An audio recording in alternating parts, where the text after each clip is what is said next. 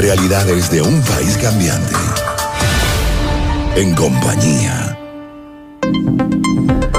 2:47 de la tarde, seguimos en compañía por la señal de Éxitos 93.1. El pasado 22 de abril, la rectora principal del Consejo Nacional Electoral, Tania de Amelio, informaba a través de su cuenta en Twitter que se iniciaba oficialmente la campaña electoral rumbo a los comicios presidenciales y de consejos legislativos regionales que solicitó la Asamblea Nacional Constituyente. Sí, una campaña que además se prolongará hasta el 17 de mayo a la medianoche, cuando ya se termine, ¿no?, todo esto de propaganda. Exactamente. Pues los candidatos que están en esta competición, en esta terna, han, pues, de cierta forma asomado los últimos días, sobre todo Henry Falcón y Javier Bertucci. Y Ratti, el independiente. También se han quejado de ventajismo por parte del actual presidente de la República, Nicolás Maduro. Sin embargo, bueno, todo lo que se ha manejado dentro de la campaña, la forma como se ha desenvuelto, queremos analizarlo un poco con Julio Martí, quien es analista político y electoral, y a quien tenemos en la línea telefónica. Bienvenido, Julio, buenas tardes, ¿cómo estás? Buenas tardes, un placer conversar contigo, Vladimir y Tamara. Así es, aquí estoy. Coméntanos un poco, coméntanos un poco, así a grosso modo, ¿cómo has visto la campaña? ¿Cuál es tu primera impresión, tu primera interpretación? Mira, Vladimir, evidentemente que parece que no hubiese campaña, no hay ambiente electoral para nada. Yo creo que la tristeza que lleva el pueblo venezolano encima con la preocupación y el estrés de conseguir comida, de conseguir medicamentos, de conseguir calzado, de conseguir ropa, de conseguir transporte, porque ya hay transporte, porque tienes que montar en un camión de baranda, es cochino. O sea, yo creo que no le ha permitido tener ese ambiente electoral que normalmente es de alegría. Pero igual la gente comenta que viene un proceso el 20 de mayo y bueno, está la diatriba entre votar y no votar. Se ha visto, como siempre, que hay un ventajismo exacerbado por parte del gobierno, aunque tengo que ser honesto, yo me imaginé que esto de Venezuela lo iban a forrar de rojo, de afiches, de pendones, y de verdad no ha sido así. Creo que la crisis afectó hasta el aparato propagandístico del gobierno. Pero la gente sí lo comenta, y está esa diatriba, como decía hace un par de segundos, entre votar y no votar, pero que está dividida más que por sectores políticos, está dividida en sectores sociales, económicos, sociales. Es decir, los estratos A, B y C, lo que serían estratos altos, y la muy poca clase media que queda, tienen una manera de pensar, y los estratos socioeconómicos D y E, que son los más humildes, los más afectados, los que más están pasando los problemas del país, de la población, es otra manera de pensar. Esta manera de pensar sería interpretada como lo que se ha venido escuchando en los últimos días, de que hay un porcentaje mayor de la población que está dispuesto a votar, contrario a lo que se pensaba al inicio de esta campaña, que se pensaba que la abstención iba a ser total. Tal cual, Tamar. Los están realmente intencionados a participar, van a ir a votar. Y van a votar a favor, o mejor dicho, van a votar en contra de. Porque hay algo que hay que ser muy honesto. Yo creo que ninguno de los 5 candidatos, pero es que nunca me acuerdo el nombre de los otros 2, siempre me acuerdo ahorita de Nicolás Maduro, de Henry Falcón, de Bertucci, de Ratti, porque lo acabas de mencionar, y realmente con todo el respeto del mundo no me acuerdo ni del otro. Reinaldo Quijada se llama. Reinaldo Quijada, Moncho Quijada. Eso no nos aparece, pero en el error muestral.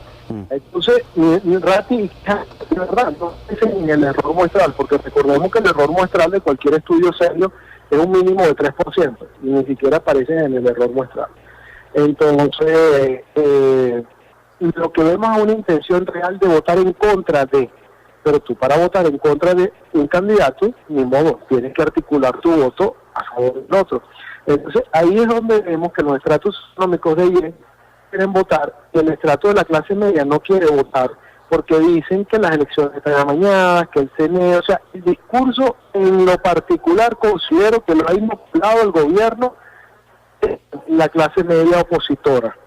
porque un gobierno que tiene 75% en contra no tiene otra opción de salir victorioso en un proceso electoral, sino que haciendo que estas personas se dividan entre los que participan y los que se abstengan.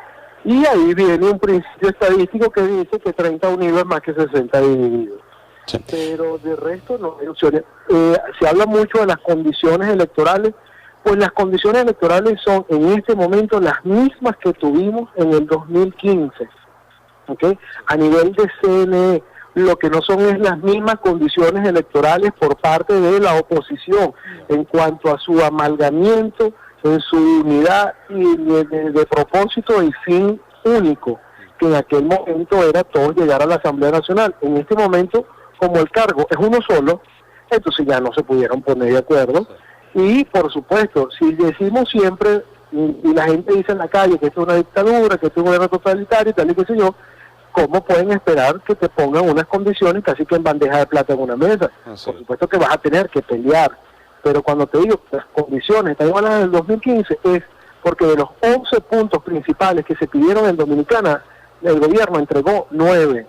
Ahora pregunto yo a todos los que nos están escuchando, cuando uno hace una negociación y tú pides 11 cosas y te dan 9, por Dios, o sea, es que te están poniendo todo en la mesa para que enfrentes. Es decir, en lo personal, Julio Martí considera que hay una oportunidad importantísima, como nunca antes se había presentado en Venezuela, de derrotar al régimen electoralmente. Sí. El régimen comete abusos impresionantes con el CNE, pero jamás ha cambiado un resultado electoral. Y si lo mantengo, es una tontería, por no decir una estupidez, cuando se dice que Capriles, en un comando que estuvo a nivel nacional, le ganó a Maduro en el año 2013. Pues no, los números más alentadores que había decían que Capriles perdía por 1 millón de votos y perdió por 200.000. No se ganó esa elección. Pero está el caso de Bolívar, por ejemplo, Julio, en las pasadas elecciones de gobernadores. Es un caso puntual y no tiene que ver con el CNE como tal. Tiene que ver con la picardía criolla venezolana, que es que si tú no tienes unos representantes en unas mesas, y sobre todo en las mesas manuales, lo peor que puede pasar a Venezuela es que volvamos al proceso manual. Porque el proceso manual, es verdad lo que se decía antes, acta mata voto. Fíjate que Andrés gana todas las mesas electorales, todos los centros electorales electrónicos, ¿okay? Todas las partes sistematizadas. Absolutamente todos los frisos o las actas coincidían en un 100% con las auditorías. ¿Dónde hubo la discrepancia? En las mesas manuales.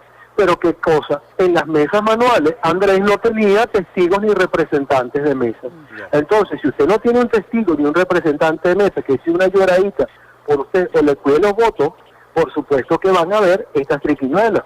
Claro. Y lo digo también del otro lado, porque si a Andrés los chavistas le hubiesen dejado mesa sola, pues hubiesen hecho lo mismo. Claro. Entonces, no tiene que ver con el CNE, tiene que ver con el cuidado del voto en las mesas, y que los venezolanos, aquí todo el mundo, aquí la gente no vuela porque le tiene miedo a la escopeta y se enredan con los cables. Que va a ser trascendental en todo caso en estas próximas elecciones el tema de la representación de los candidatos en los centros electorales. Estamos conversando con Julio Martí, analista político y electoral. Julio, no quisiera que se nos terminara el tiempo sin tener tu apreciación acerca de lo que es la campaña en sí, porque como bien lo dices, es una campaña tibia, es una campaña triste, la verdad no se ve esa emoción que se le imprimía a las campañas, ¿no?